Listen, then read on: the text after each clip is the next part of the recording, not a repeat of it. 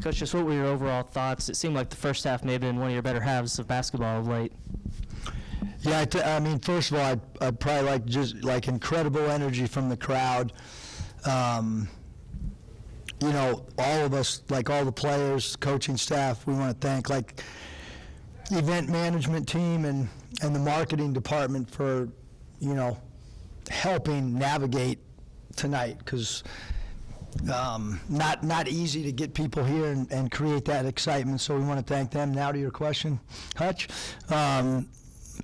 Great first half defensively. I mean, it's just you don't see a college basketball game where where somebody, you hold them to 3 for 25. We're extremely excited to play this game based on how the game went down in Baton Rouge. I thought we had a group that was really motivated the last 48 hours, and as we got closer and closer to tip-off, there was no external motivation needed. That locker room, I feel like, was extremely motivated to play this game. And then when LSU kind of went on a run to cut it to 11 in the second half, Devo told us he was the one that called the timeout there. Have you ever had a player do that for you in the college level, and what did you think? And it seemed like it worked out. Yeah, probably Devo's done that about 3 times, maybe 4. I know he did it at least once as a freshman. Probably 2 parties, probably tired, mad, knows I'm not going to call one. So you add those 3 together, and he called it himself. We got plenty. I mean, he could probably call 2 or 3, and we'd still have enough left for late game if we need it. Yeah, Eric, it was a good bounce-back game for Ricky. What do you think his all-around game? He had a lot of assists and boards, and just the fact that, he didn't play well, obviously, the last game, and bounced back pretty well. What do you think of that? Yeah, I think with Ricky, we feel like he's such a great athlete that he needs to help us defensive rebounding. That was a big point of emphasis from the last game, and he went out and had 6 defensive rebounds, and then certainly his 7 assists, because he does draw defensive attention. So his 7 assists tonight, and he had some games earlier with 4, 5, 6 assists. I think in Maui he had a night of pretty high volume assists, and I thought our shot selection was really good tonight. We just settled and took ill-advised shots against LSU in their own building. I thought we cleaned that up a lot tonight. And then you guys, the 3-point shooting, 4 of 25 down there, 5 of 13 9. Really, you guys have been shooting from 3 pretty well. What do you think's been the key to that? I just think guys have really been putting in the work. I mean, we've talked about, the importance of getting in the gym outside of practice and getting reps in. And I think, tonight I thought it helped us from the foul line. I certainly thought in the last week and a half it's helped us from 3-point line as well. Just back to Devo's game, 2 ways tonight. 7 of 8 from the floor, and then the job he did defensively. Just what'd you make of the performance by him and just the confidence that he's playing with right now? He's playing fabulous. He really is. Defensively, it's every single night. Because the defensive job that we did on number 12 KJ Williams and 44 Adam Miller. Those 2 guys are really good offensive players.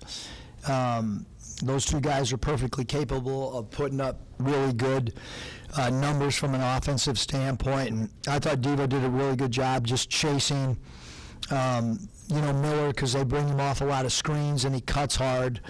And then certainly from an offensive standpoint, he was very, very vocal in timeouts tonight throughout the whole game. And we've kind of been waiting on someone to emerge a leader with their voice instead of, it being the coaching staff. And I think he's kind of turned the corner on that. And tonight was by far the most vocal that I've seen him in huddles. And then I know every game takes on its own identity, but how important have these last 2 games here at home been just in terms of generating some confidence and momentum to carry moving forward after a bit of a rough stretch? Yeah, certainly when the schedule came out and we had 4 of our first 6 on the road, and a couple of those road games, we'd love to play them again now, just because we're gaining a little bit of rhythm maybe. We're a more confident team. I don't think that our younger guys and maybe some of our newer guys really knew what to expect in the SEC going on the road.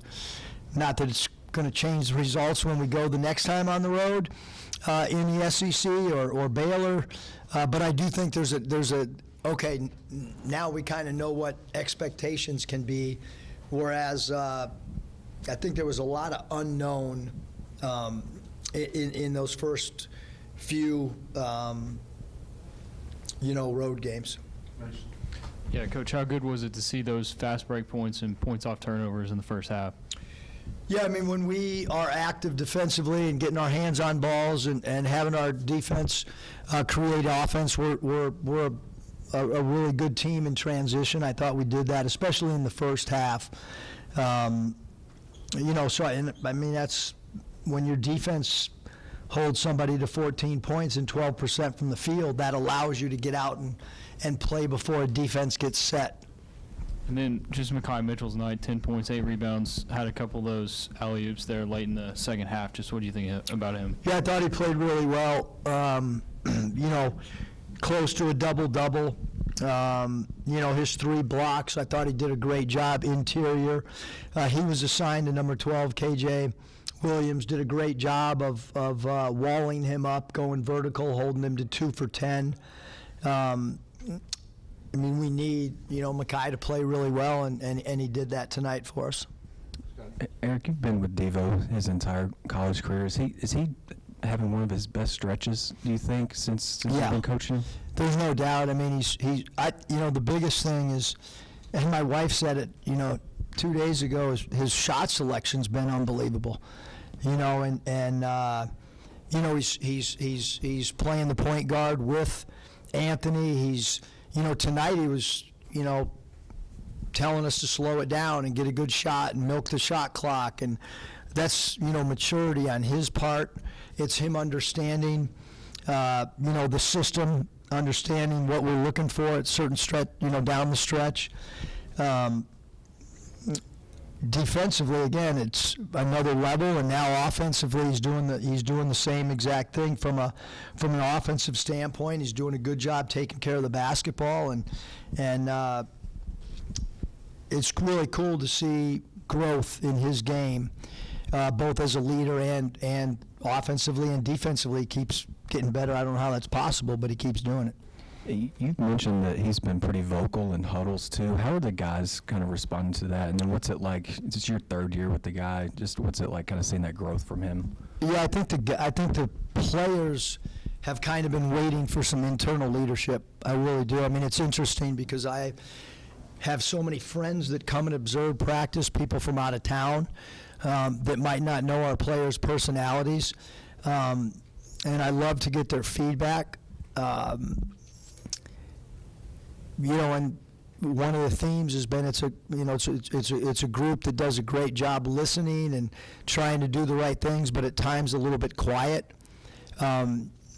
Unlike maybe some of our other teams that we kind of knew, Jalen Williams was going to be really, really vocal. Mason Jones, really, really vocal. J.D. Notte knew exactly what we wanted. So we've had some Jimmy Witt, we've had some Jalen Tate, we've had some real vocal guys. And we need Devo to continue to evolve into that guy for us. AB was just in here and told us that Jalen Graham kind of gave you all a spark off the bench tonight. He's plus 20 in 17 minutes. What did you make of his overall performance? Yeah, I mean, he's an offensive weapon, for sure. I think, defensive rebounding did a better job tonight than maybe some other games. And, when he's a different player than Kamani because we use him in the hot spot against the zone some, and he's got a little bit of a floater, and Kamani's more physical and gives you offensive rebounding, and depending on the night, depends on the guy, and both of them need to be ready for sure coming off that bench for us, especially why one of the Mitchells is out with his injury. Speaking of Mikal, we saw him dressed out, didn't look like he was available. Do you have any update on him? No, he's day-to-day. Was out for sure tonight. I mean, the suiting up, I just felt like we got enough dudes in street clothes. Can you just suit up so that when I look down there, I think I have another body. And he was like, yeah, sure, Coach, because he did not have his shoe tied, I promise you that. Eric, you touched on points off turnovers. That was a really big stat for y'all in your hot start to non-conference. It didn't go real well. Now you guys kind of flipped back last game, and especially tonight. What do you think's been the key to that, and how important is it? And do you think that's something you can keep going? Yeah, I think I think naturally teams take a little bit better care of the ball at home. Maybe with our crowd, we're able to get into people a little bit more.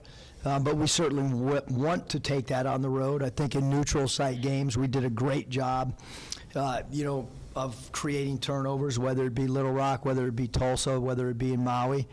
So we need to now do that we need to create some turnovers on a true road game. And I don't know, maybe you've taken the microphone after a game before. If so, I've forgotten. But what prompted you to do that? And just what did you think of the crowd given, pretty bad weather? I had a friend in from Palm Springs and another one in from Atlanta, and I told them they're gonna see an incredible atmosphere, and they were like, well, how is that going to happen with the weather? And I said, just watch.